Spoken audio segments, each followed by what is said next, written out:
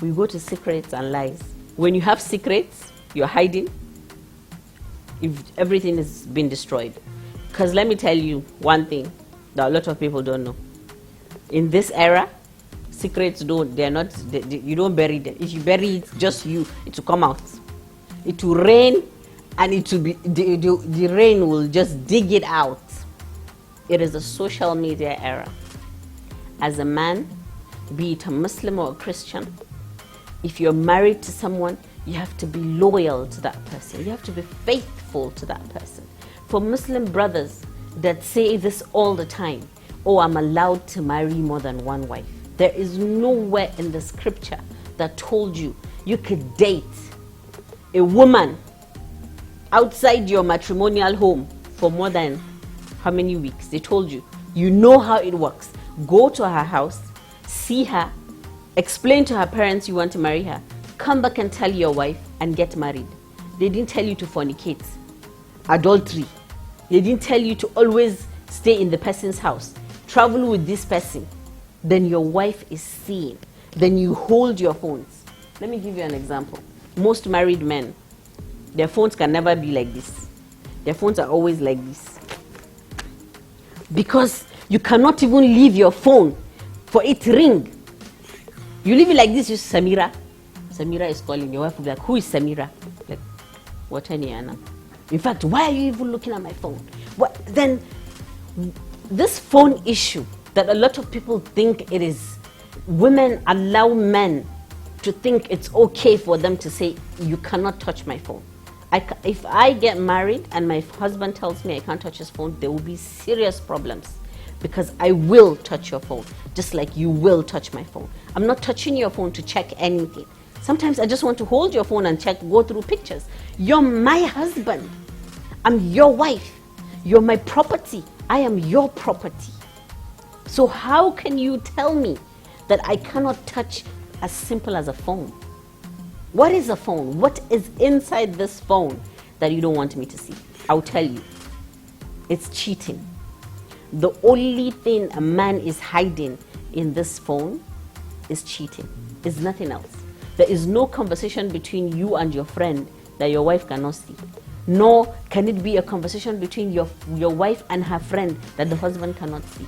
Unless there is something that you people are hiding. And these are secrets. And this keeps building. The other partner is watching. You take your phone to the toilet. You take your phone to the kitchen. You take your phone everywhere. You put it under your pillow. You do this. It gives the other partner, it makes you curious. I want to know, why is this person hiding this? We're human beings.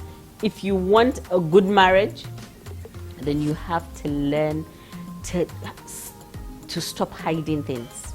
There is no secret between you and your wife. No secrets whatsoever. To me, that is what I see. I want a man that could be able to share his inner insecurities with me. If we're going bankrupt, tell me, because I am your partner. I am your equal partner that takes different roles. We are partners. If you want to get married, and it has already reached a point where you want to get married, tell me. If I want to stay, it's my choice. You took a choice to get married. So it is my choice to either stay with you or leave you. But do not deceive me into it. That's it. Men need to understand that women are not dumb. And women need to understand that men think entirely different from the way we think. We're all different people that do different things and expect the same results. And it's never gonna work. I don't think it's ever gonna work when you do different things and expect the same results. So please, if you want a healthy relationship, take out secrets. Try and be open as much as you can. And this infidelity and following from one woman to another, you know it, especially our Muslim brothers, that half of these women, you're not marrying them. You're not going to marry them. You put in nothing in your house in order to build this relationship with a woman that you removed from her father's house. You don't put any effort. You go out to say, she's not romantic. She doesn't know how to cook. Or she nags. Every man that says his wife nags is because he's doing something wrong. If you're doing something right, she will not nag. If she nags and you're still doing something right, then you did not marry the right person and you didn't follow the right steps in knowing whether this person is right or not. And if you don't like all the attributes and attitudes she's doing, you let her go so that you can be able to find somebody that could fill in the space that you need. We go to family planning. A lot of people get into marriages without sitting down to talk about the kind of families they want. I know that a lot of people will say this is civilization. We think we're civilized now. We just want to talk about all these things and see how it is. Let's even say we're married. The first day of marriage, let's say we're going to go with the traditional one. I don't know you, you don't know me. We met in 1 week and then we got married. It is very important for you to talk about how you want to start your family, when you want to start your family. You have to get ready for a family. The kids are not, it's not just something that you get into without thinking. It's a responsibility for a lifetime. You get married, you don't get to spend time with this person that you've loved from the outside. There are many things you want to showcase as a woman and as a man. This are very critical and vital time that you need to spend with each other in order to understand each other and see if you can coexist together. The moment you get married and you get pregnant, the woman already, hormones have taken over her body.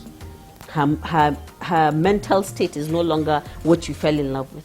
Many men don't understand that and they don't have the patience to wait for her to finish all this and then come back again. Sometimes the moment she gives birth, after a year she's still breastfeeding, after a year another pregnancy. You never get to know your partner. Because the moment a child comes, the whole family comes, everything is now about the children. I see my siblings, all the ones that are married. Before they used to be lovey-dovey and all. Now, phone call will be, how is this boy?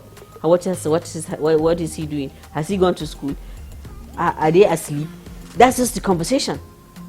Because it's no longer about you and the partner. So it is very vital for people, young couple, to sit down and at least have 5 months to themselves. At least, if not a year. 5 months to yourself, just you and your partner. Understand how he sleeps, what he eats, how he wants it. Have a bond, have that friendship, companionship, love. Talk about things. Do your honeymoon. All of those things are very important. These are memories that you would cherish. You hear the white people talk about, oh, when we did that, when we did this, when we did. These are things that you do when you have time for the two of you. When the children comes, it changes. So please, find time to talk about all of these steps before you take them. It's very important. Then we come back to a topic where a lot of people don't like to talk about. That is sex. As my friend calls it, bisou. Most people think that the most important thing in their marriage is sex. And for some, it is the most important thing. For some, it's something that they do when they just casually want to do it. But I feel a lot of partners don't even understand what their partner wants, and they don't want to know. People shy away from topics like sex, and I don't know why. You're married. It's legal. This is your wife. It's your responsibility. Islamically, it's part of the 4 pillars that holds marriage. Is it 4 or 5, I think? I think it's part of it. If your husband doesn't satisfy you in bed, you have the right to say, I don't want the marriage, and get divorced. The moment you even say it in court, the judge will not even hear anything. They'll just tell you, return his, his dowry, and that's it. That is very vital. For this generation that we have YouTube, we have Google, these are things that you need to, this is the work I'm talking about. The work that you need to put in a relationship. You removing yourself from your comfort zone to please your partner because you love them and you want the relationship to work. There are things that you've never done that you have to do if you become two. You're no longer one, you're two. She has her needs, you have your need. So as women, we need to learn what our men truly like. You need to, if your husband wants to watch porn, I know a lot of people don't like to hear this. A lot of men like to watch porn. If your husband likes to watch porn, try and just don't say, no, I was asking haramani. You go outside and find another woman that will watch with him and will help him do adultery. I would rather watch with you, learn with you, than help you stop this addiction so that I will take over and be the porn star that you want. You have to. Sometimes there are certain things that a lot of Malameng Adini don't tell us.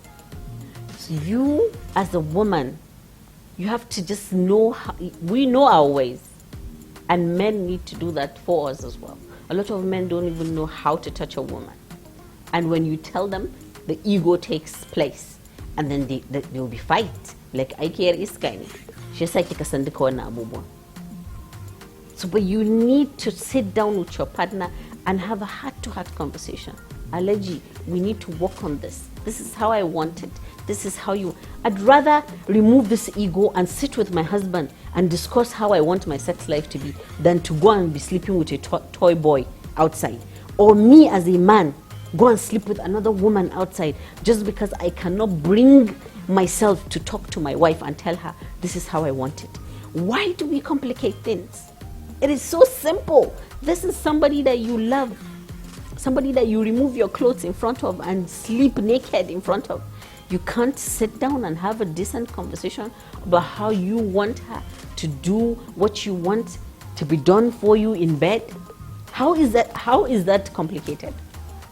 It is so simple. And let me tell you, the moment you do it once, you will find it's liberating.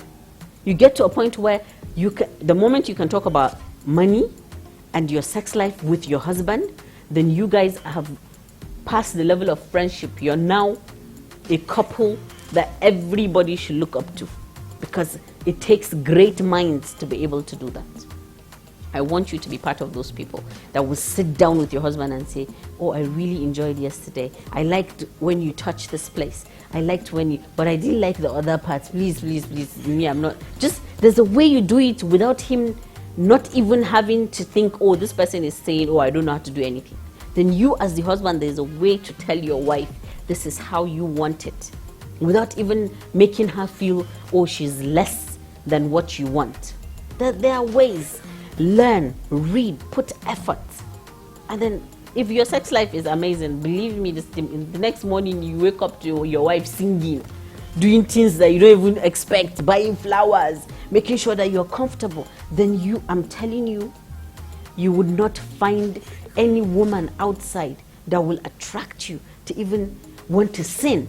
Because it's not just about sinning, it's about how do you feel going out to sleep with somebody and coming back home to look at the mother of your children, or you as a woman. For women, it's even unbelievable, because I don't even understand how a woman does that. You go out to sleep with a man, come back home and look at your husband, instead of talking and making him see reasons as to why he should change the pattern of sex to the one you want. Let's just think with our brains.